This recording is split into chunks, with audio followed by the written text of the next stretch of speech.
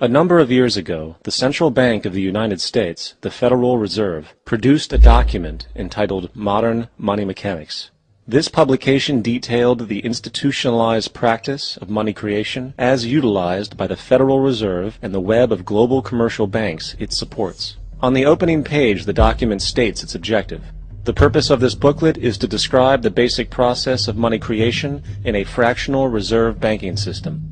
It then proceeds to describe this fractional reserve process through various banking terminology, a translation of which goes something like this. The United States government decides it needs some money, so it calls up the Federal Reserve and requests, say, $10 billion. The Fed replies, saying, sure, we'll buy $10 billion in government bonds from you. So the government takes some pieces of paper, paints some official-looking designs on them, and calls them treasury bonds. Then it puts a value on these bonds to the sum of $10 billion and sends them over to the Fed. In turn, the people at the Fed draw up a bunch of impressive pieces of paper themselves, only this time calling them Federal Reserve notes, also designating a value of $10 billion to the Fed. The Fed then takes these notes and trades them for the bonds. Once this exchange is complete, the government then takes the $10 billion in Federal Reserve notes and deposits it into a bank account. And upon this deposit, the paper notes officially become legal tender money, adding $10 billion to the U.S. money supply. And there it is. $10 billion in new money has been created. Of course, this example is a generalization, for, in reality, this transaction would occur electronically, with no paper used at all. In fact, only 3% of the U.S. money supply exists in physical currency. The other 97% essentially exists in computers alone. Now, government bonds are, by design, instruments of debt, and when the Fed purchases these bonds, with money it essentially created out of thin air, the government is actually promising to pay back that money to the Fed. In other words, the money was created out of debt. This mind-numbing paradox of how money or value can be created out of debt or a liability will become more clear as we further this exercise. So, the exchange has been made and now $10 billion sits in a commercial bank account. Here's where it gets really interesting. For as based on the fractional reserve practice, that $10 billion deposit instantly becomes part of the bank's reserves, just as all deposits do. And regarding reserve requirements, as stated in Modern Money Mechanics, a bank must maintain legally required reserves equal to a prescribed percentage of its deposits. It then quantifies this by stating, under current regulations, the reserve requirement against most transaction accounts is 10%. This means that with a $10 billion deposit, 10% or $1 billion is held as the required reserve, while the other $9 billion is considered an excessive reserve and can be used as the basis for new loans. Now, it is logical to assume that this $9 billion is literally coming out of the existing $10 billion deposit. However, this is actually not the case. What really happens is that the $9 billion is simply created out of thin air on top of the existing $10 billion deposit. This is how the money supply is expanded. As stated in Modern Money Mechanics, of course they, the banks, do not really pay out loans from the money they receive as deposits. If they did this, no additional money would be created. What they do when they make loans is to accept promissory notes, loan contracts, in exchange for credits, money, to the borrower's transaction accounts.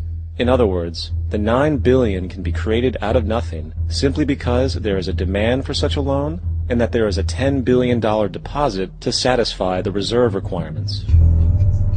Now, let's assume that somebody walks into this bank and borrows the newly available $9 billion. They will then most likely take that money and deposit it into their own bank account. The process then repeats, for that deposit becomes part of the bank's reserves. 10% is isolated, and in turn 90% of the $9 billion, or $8.1 billion, is now available as newly created money for more loans. And, of course, that 8.1 can be loaned out and redeposited, creating an additional 7.2 billion, to 6.5 billion, to 5.9 billion, etc. This deposit money creation loan cycle can technically go on to infinity. The average mathematical result is that about $90 billion can be created on top of the original 10 billion. In other words, for every deposit that ever occurs in the banking system, about 9 times that amount can be created out of thin air.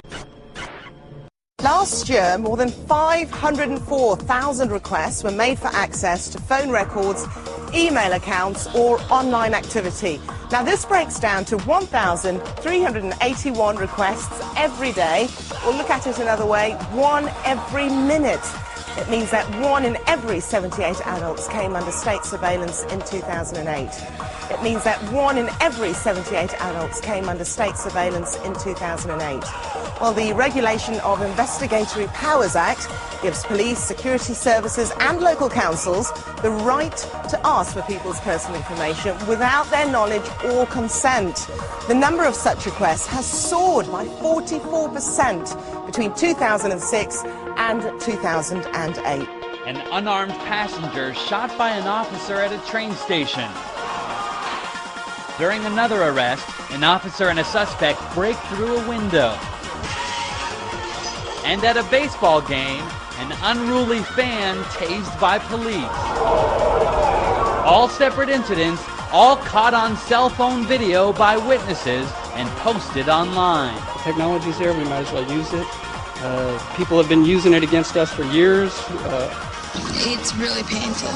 18 staples and 6 stitches pieced her head back together after she was tasered by Tucumcari Police Chief Roger Hatcher.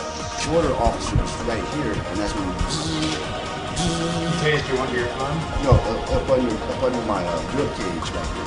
My pants fell down, and I was trying to pick myself up. And I grabbed my air conditioner. I remember that now.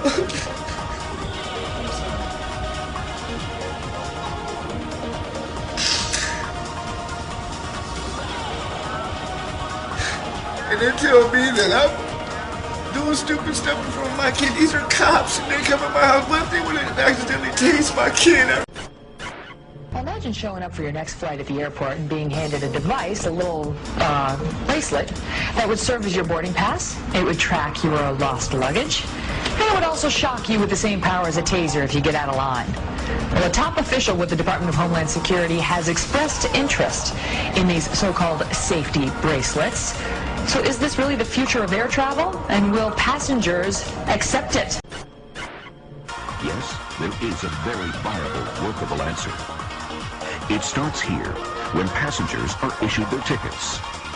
At that time, they can also be fitted with a special electronic ID bracelet that they will wear until they disembark the flight at their destination. These electronic coded bracelets will make traveling much more convenient for the public. It will replace the need to carry a ticket by containing all pertinent passenger information. In addition, the bracelet could permit tracking of the passenger through the terminal, including carry-on luggage. Checked luggage can be coded to match the bracelet to ensure no tampering or diversions.